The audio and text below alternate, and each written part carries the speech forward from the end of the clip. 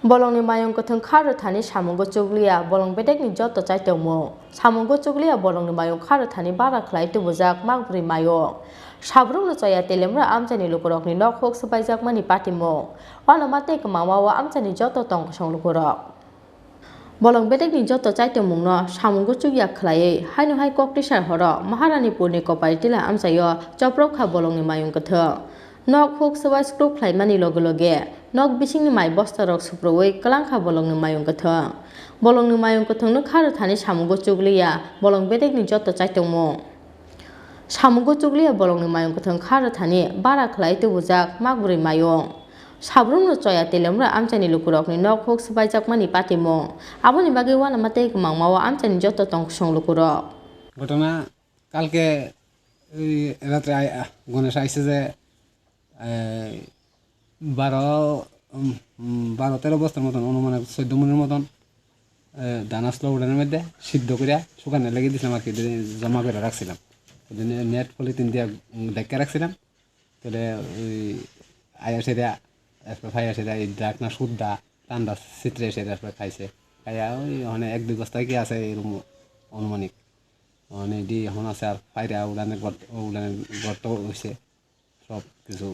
যখন পরিষ্কার বুঝা যাইতেছে মানে আইসে পরে আমরা এই শব্দ আতে ফারা কিন্তু বুঝতে পারছি না তখন ওই উড়ানের মধ্যে কাপড় লাগানোর একটা তার আসতো চিকন একটা এটা টান্দা মানে সিরা পড়ছে পরে গরম বান্ধা আসলো তখন টিন যখন শব্দ হয়েছে তখন আমরা বুঝতে কখন আইছে হাতি 3টার দিকে রাত্রে 3টা তো এই হাতির সমস্যা কতদিন যাবত আপনারা এখানে প্রায় আজকে মানে 10 থেকে 12 বছর ধরে মানে মানে অন্যদিকে আছে আমরা যে মানে শব্দ মানে পাইতাছি যে আমরা বাড়িতে যাইতাছে আজকে মানে 3-4 বছর ধরে আইতাছে আর কি আমরা বাড়ির আশেপাশে তো আমরা তো দেখলাম ওখানে এই অত্যাচারের পরে আমরা পথ অবরোধ রাস্তা অবরোধ করে যখন আমরা গ্রামবাসী গেছি রাস্তার মধ্যে বসি তখন তারা জিজ্ঞাসা করলো যে তোমরা কি কারণ কি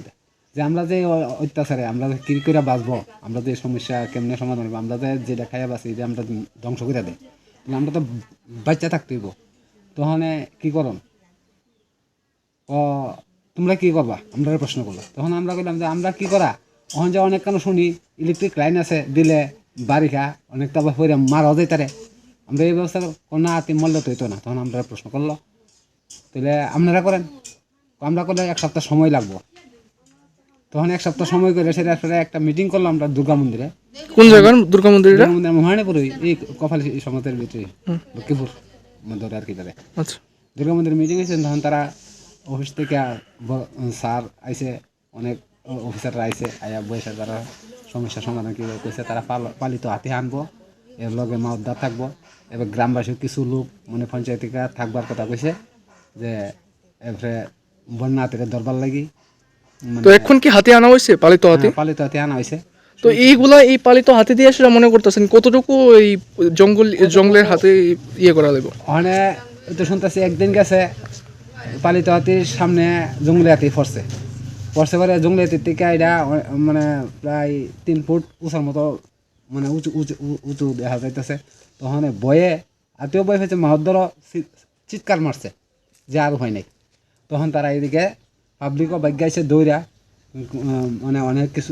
কিছু লোক আহত হয়েছে ব্যথা ট্যাথা কিছু পাইছে তাহলে আয়া পড়ছে পুশিং শুনছি মানে শোনা কথা আমি নিজে আসলাম না হেন তাহলে শুনছি 3টা পুশিং করছে কিচ্ছু হয়েছে না মানে অজ্ঞান হবার লাগিয়ে দিছিল তো কিচ্ছু হয়েছে না আমার শুনছি মানে এই পুশিং ইঞ্জেকশন পাওয়ারফুল একটু বাড়াই দিব কি নাম আপনার আমার নাম